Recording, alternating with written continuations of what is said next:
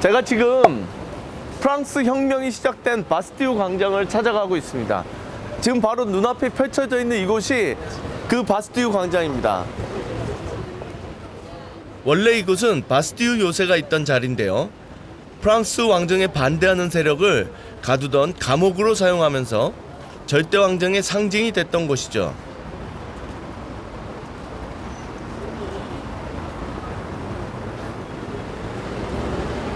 바로 이곳이네요. 프랑스 대혁명이 시작된 바스티유 요새가 있었던 그곳입니다. 인류 역사의 위대한 전환점이었던 프랑스 대혁명이 1789년 7월 14일 날 이곳에서 시작됐다라는 그 팻말만 남아있을 뿐 요새는 이제 사라졌습니다. 당시 프랑스 국왕 루이 16세의 무능함과 특권 계급의 탐욕으로 피폐한 삶을 이어가던 파리 시민들이 바스티유 감옥을 습격하면서 혁명의 불길이 치솟게 된 거죠. 사실은 이 자리에서 근대사가 시작된 거거든요. 근데 지금 그 장소에는 은행이 들어서고 지나가는 사람들 아무도 신경 쓰지 않아요. 그냥 무심히 스쳐 지나갈 뿐입니다. 이곳에서 우리의 역사가 바뀌었는데 말이죠.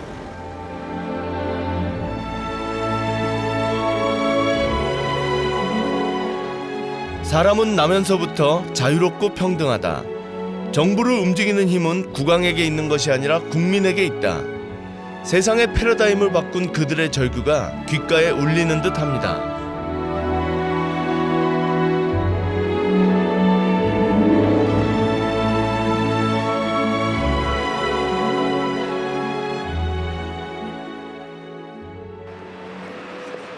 세상을 뒤바꾼 프랑스 대혁명을 잉태한 곳은 바로 이곳이었습니다.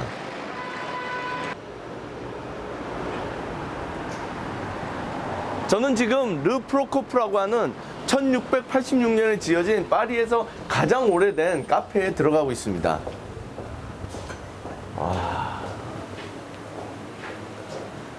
이 벌써 범상치가 않은 게 지금 이 나폴레옹의 모자입니다. 나폴레옹은 이곳에서 하루에 커피 10잔을 마실 정도였답니다. 모자는 커피값으로 두고 간 것이라는 전설 같은 얘기가 전해 내려옵니다. 제가 지금 들어가고 있는 이곳이 장자크 루소의 살롱입니다.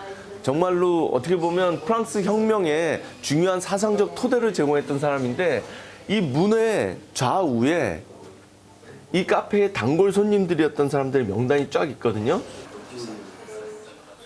세계 최초의 문학 카페였던 이곳은 프랑스 대혁명을 이끌었던 혁명가와 철학가, 문학가가 모여 그들의 생각을 나누고 공유했던 곳입니다.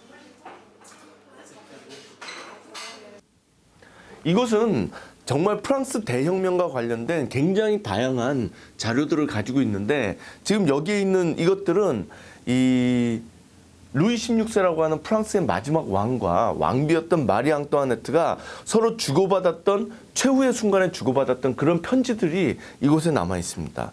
여기 마리 앙뚜아네트라는 사인이 선명하게 남아 있네요. 이곳은 루이 16세와 마리 앙뚜아네트를 단두대의 이슬로 사라지게 한 혁명의 아지트였습니다.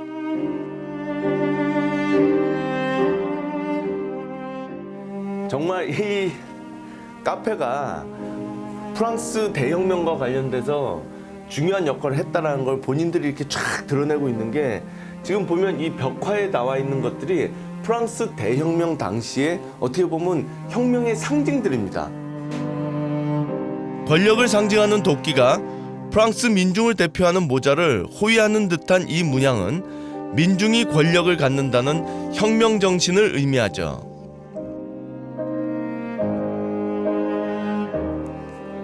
이 카페의 다락방은 마라의 방이라 불리는데요. 마라는 프랑스 대혁명 당시 맹활약을 했던 급진적인 혁명가였습니다. 제가 지금 와 있는 이곳이 마라의 방입니다. 마라의 살롱. 이 카페에서 가장 위에 있는 가장 숨겨진 그런 다락방인 거죠. 그러니까 어떻게 보면 혁명이라는 거는 기존의 체제에 대해서 대항하는 거잖아요. 그러니까 당연히 그들은 이런 다락방에 은밀히 모여서 프랑스 대혁명을 기획했던 겁니다. 그리고 지금 여기 제 뒤편으로 보이는 이런 것들은 그들이 이제 회의를 마치고 나서 어떻게 보면 왕정을 타도하고 자유와 평등을 획득하자라고 하는 자기들의 구호를 프린트물로 만들어서 파리 시민들한테 나눠주기 위한 그런 도구들이거든요. 왕이 없는 공화 정치가 바로 자유와 평등의 나라다 라고 주장했던 혁명가들. 이들이 주도한 프랑스 대혁명은 당시 왕이 없는 세상을 상상할 수 없었던 유럽 사회에 지대한 영향을 끼쳤습니다.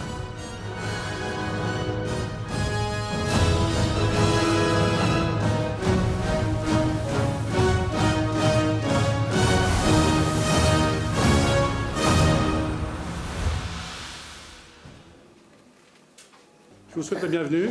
Je vous emmène en cuisine pour goûter le coq au vin, comme convenu. Par ici.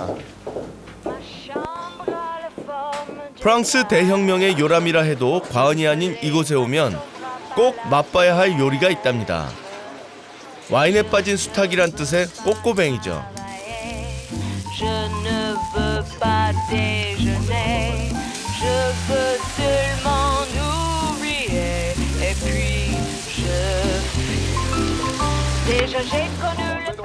닭고기를 와인에 재웠다가 야채와 함께 조리는 프랑스 전통 요리 꼬꼬뱅은 큰 닭의 육질을 부드럽게 만들기 위해서 고안된 요리라고 합니다.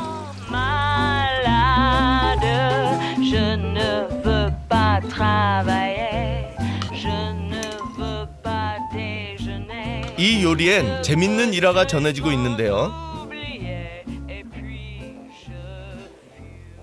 프랑스가 이제 종교 전쟁을 끝내고 앙리 사세가 즉위를 했을 때 굉장히 나라가 어렵고 이제 백성들의 삶이 피폐해 있었거든요. 그때 앙리 사세가 내건 경제 정책이 일주일에 한 번씩 꼬꼬뱅을 먹을 수 있도록 하겠다. 일주일에 한 번씩 백성들이 고기를 먹을 수 있도록 하겠다. 근데 이제 그때 먹을 수 있는 고기가 닭고기밖에 없는 거예요. 그러니까 결국은 가장 서민적인 음식인 거죠.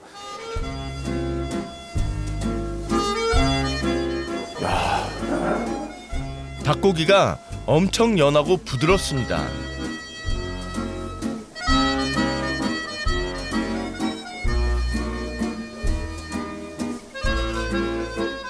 절로 미소가 지어지는 맛입니다. 아주 맛있어요. 특히 굉장히 부드럽고 이 와인 향기가 고기를 아주 잘 이렇게 감싸 안아주는데요. 파리 역사의 산증인과 같은 이곳에서의 식사는 오랫동안 잊지 못할 것 같습니다.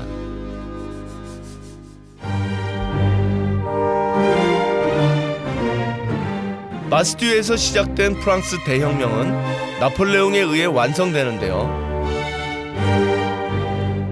스스로 황제의 자리에 오른 그는 이곳 노틀담 대성당에서 대관식을 치르죠. 우리에겐 빅토르 위고의 노틀담 드 파리로 익숙한 이 노틀담 대성당은 프랑스 고딕 양식의 걸작으로 꼽힙니다.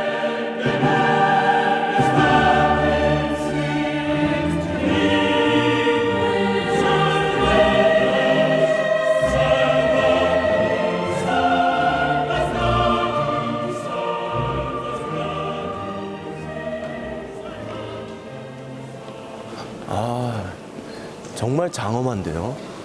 이 웅장하면서도 숙연한 분위기가 역시 노틀담 대성당 나와요.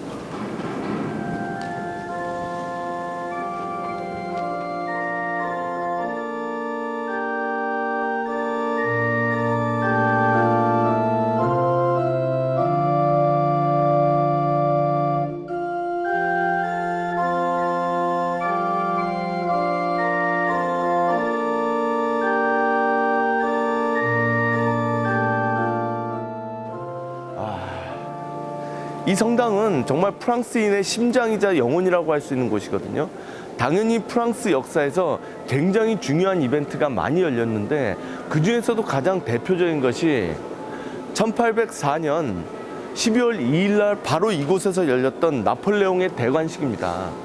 나폴레옹 보나파르트는 코르시카의 시골뜨기로 태어났지만 결국 이곳에서 프랑스인의 황제가 되고 전 유럽의 지배자로 비상하게 됩니다.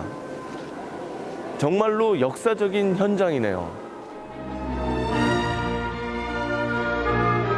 절대왕정을 무너뜨리고 자유와 평등이라는 대혁명의 정신을 유럽에 전파하고자 했던 그 원대한 야망을 품었던 한 사나이를 만납니다.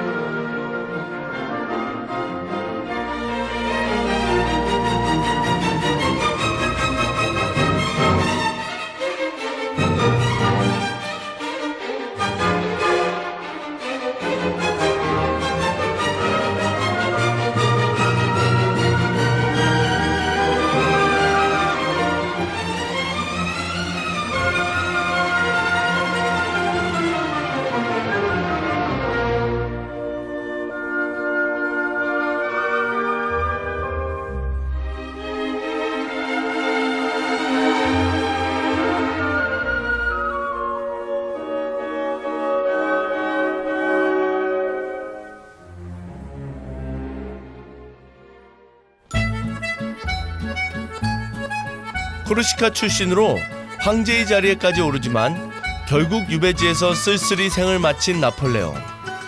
그의 파란만장한 삶의 흔적들을 쫓아 베르사유와 말메종을 거쳐 퐁텐블로로 향합니다.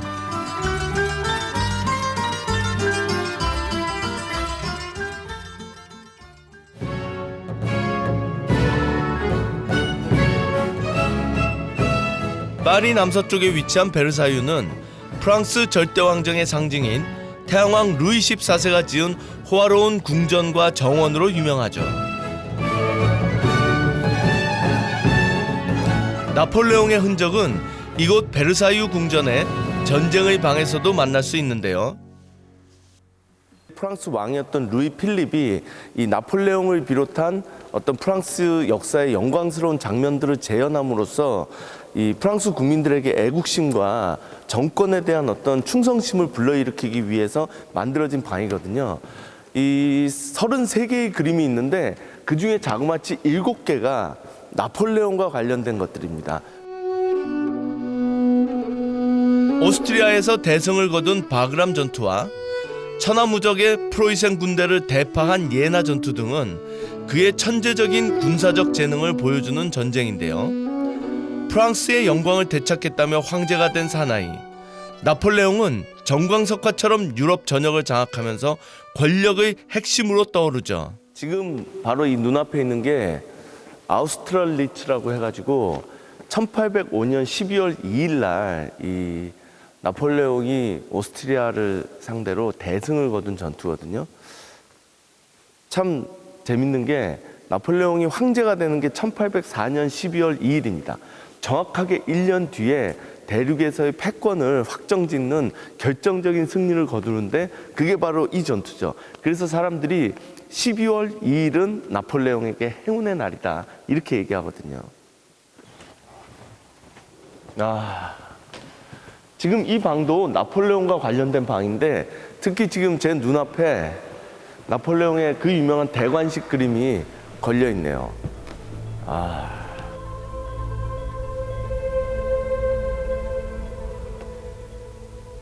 이 그림에는 약간의 트릭이 숨겨져 있습니다.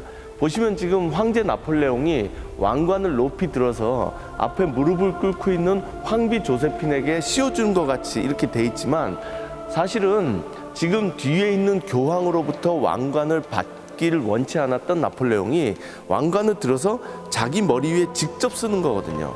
본인은 하느님의 은총이나 교회의 도움이 아니라 국민의 뜻에 의해서 자신의 능력에 의해서 황제가 됐다는 것을 상징적으로 보여주기 위한 정치 행위였어요. 근데 그게 이 화가한테는 부담이 됐던 겁니다. 교황이 아무 역할을 하지 못했다는 게. 그래서 마치 황제가 황비에게 왕관을 씌워주는 것처럼 착시 현상을 일으키도록 이 그림을 그린 거죠. 이 그림으로 황제 나폴레옹은 역사 속에 영원히 기억되는 영웅이 됩니다.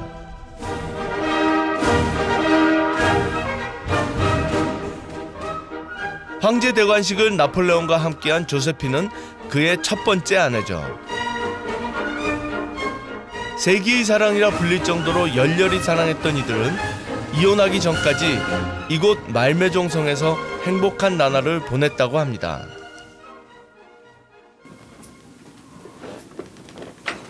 이야,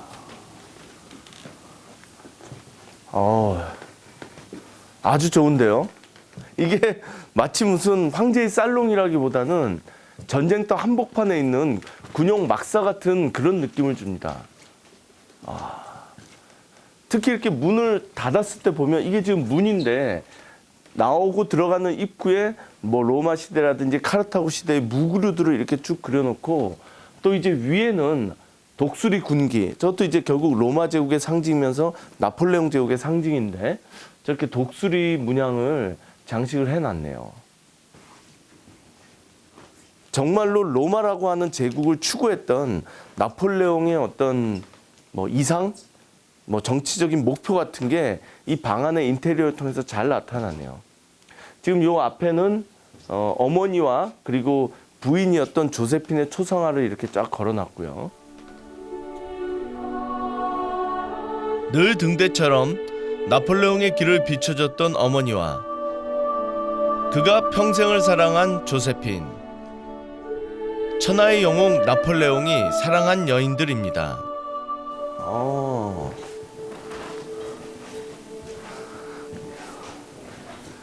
여기는 서재네요. 나폴레옹이 또 공부에도 일가견이 있었거든요. 이집트 원정길에도 천여 권의 책을 싣고 다녔다는 일화가 있을 정도로 독서광이었던 나폴레옹. 그의 서재는 그리스 로마 시대부터 그가 좋아하던 철학자와 역사학자들의 초상화로 장식되어 있었습니다.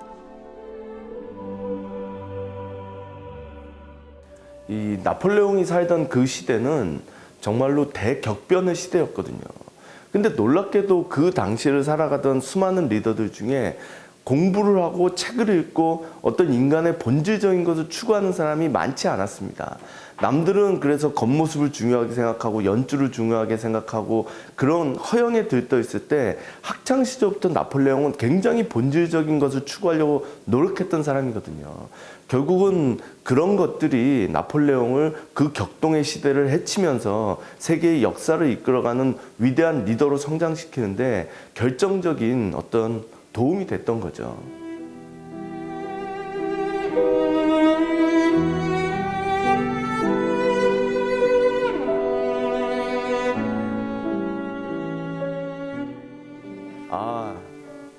이 그림 정말 유명한 그림이죠. 진짜 우리 말 그대로 교과서에서 볼 수 있는 그림이라는 게 딱 이런 그림인데 정말로 뭐 불가능은 없다 내 사전에 라고 외치는 듯한 이제 그런 느낌을 주는 그림인데 이 진품 첫 번째 작품이 바로 이 말매종성입니다. 1800년 나폴레옹이 알프스 산맥을 넘었던 사건을 기념한 그림인데요. 카르타고 장군 한니발과 샤를마뉴의 이름이 그려져 있습니다.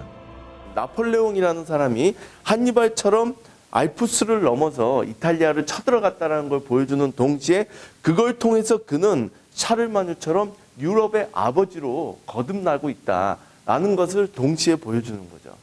참 재밌는 그림이네요.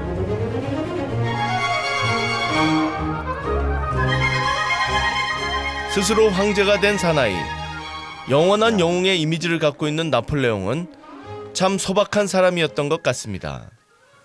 이곳이야말로 정말 나폴레옹 황제의 가장 은밀한 공간인 침실이네요.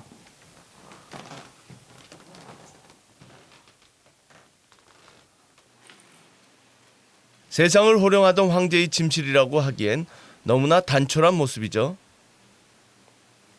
정말 전 유럽을 지배하던 나폴레옹이라는 황제는 뭔가 화려함과 부귀영화를 누렸던 그런 삶을 추구했던 게 아니라 정말로 자기가 꿈꿨던 이상, 목표를 향해서 달려갔던 그런 황제였다라는 게 딱 보여지네요.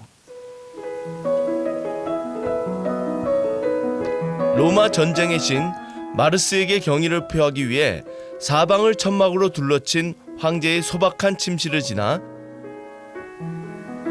그의 피앙세 조세핀의 침실로 향합니다. 확실히 이곳은 조세핀의 침실답게 굉장히 좀 로맨틱하다고 그럴까요? 아이러니하게도 이곳도 군용 막사처럼 이 인테리어가 돼 있긴 해요. 그런데도 나폴레옹 방보다는 훨씬 로맨틱한 느낌이 나네요. 1796년에 결혼식을 올린 두 사람은 13년 만에 이혼을 합니다. 세계를 제패한 영웅 나폴레옹. 정작 자신을 지배한 진정한 정복자는 조세핀뿐이라고 했다는데요. 나폴레옹의 슬픈 사랑이 느껴지는 듯합니다.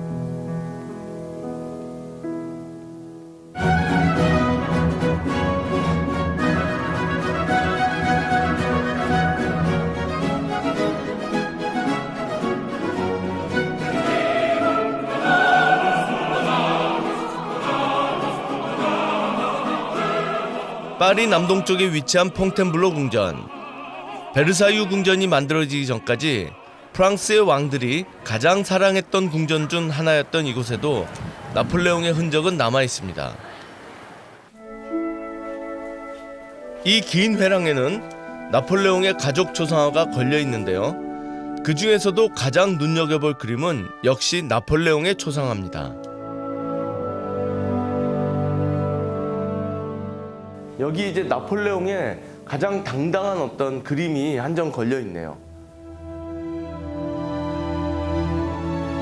나폴레옹의 권력과 권위를 한껏 뽐내는 이 그림에는 자신이 가진 권력이 어디로부터 나오는지를 극명하게 보여주고 있습니다. 이 그림의 굉장히 특징적인 것은 나폴레옹이 본인의 권력을 상징하는 여러 가지 이 왕관이라든지 지팡이라든지 보주 같은 것을 보여주고 있는데 그 중에서 법전이 있다는 겁니다. 결국은 나폴레옹의 중요한 업적 중에 하나는 프랑스 대혁명이 가져다준 자유와 평등 그리고 재산권의 확보라고 하는 가치들을 법을 통해서 그것이 뿌리내릴 수 있도록 했다는 거거든요. 본인도 자신의 권력의 가장 중요한 근거가 법전이다라는 것을 이 그림을 통해서 보여주고 있는 겁니다. 나폴레옹의 업적은 전쟁의 승리보다 세계 3대 법전으로 뽑히는 이 법전이라고 할 수 있죠.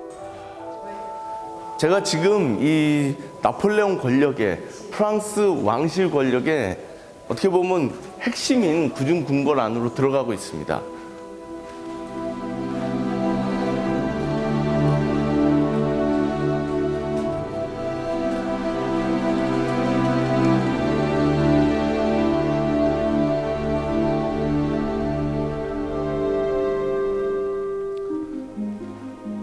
그리고 이곳은 바로 권력의 핵심인 왕좌의 방입니다. 지금 이 한가운데에는 왕자가 놓여 있는데 원래는 프랑스 왕실의 왕자가 놓여 있었겠죠. 그러나 나폴레옹이 권력을 잡은 다음에는 나폴레옹을 상징하는 왕자가 놓여 있고요. 그리고 이제 대신들이 이곳에서 이렇게 등받이가 없는 의자에 꼿꼿이 허리를 세우고 서서 황제의 권력 앞에, 왕의 권력 앞에 자신의 몸을 숙였던 그런 공간입니다. 이곳은 앙리 4세부터 루이 16세까지 사용했던 왕의 침실이었는데요. 나폴레옹 시대의 왕자의 방으로 바뀌었죠. 나폴레옹을 상징하는 일벌 모양의 엠블럼이 들어가 있는 왕자와 제국을 상징하는 독수리가 인상적인 방입니다. 1804년 황제의 자리에 오른 나폴레옹. 그가 통치했던 10년 동안 프랑스의 국력은 절정에 이르게 됩니다.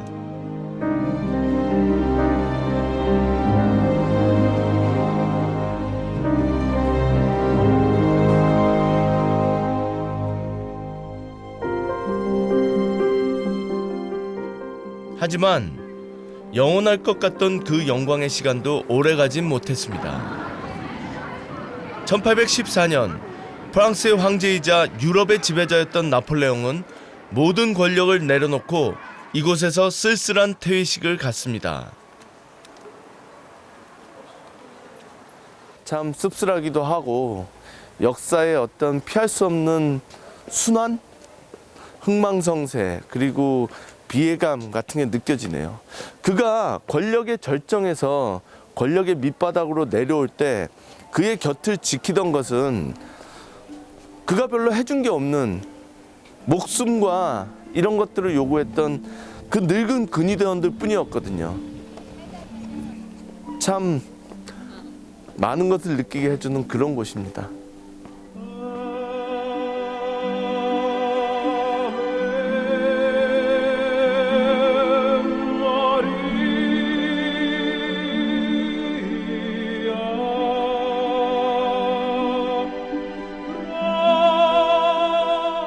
러시아 원정 실패로 엘바 섬에, 워털루 전투의 패배로 세인트 헬레나 섬에 유배됐던 나폴레옹은 결국 1821년 파란만장한 생을 마감합니다. 이곳은 그의 유해가 안치된 앵발리드 교회입니다.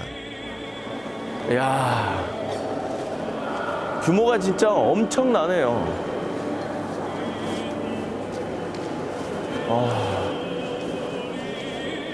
지금 제 눈앞에 보이는 이것이 나폴레옹의 무덤입니다. 정말 그의 역사적 위상에 걸맞게 장엄하네요.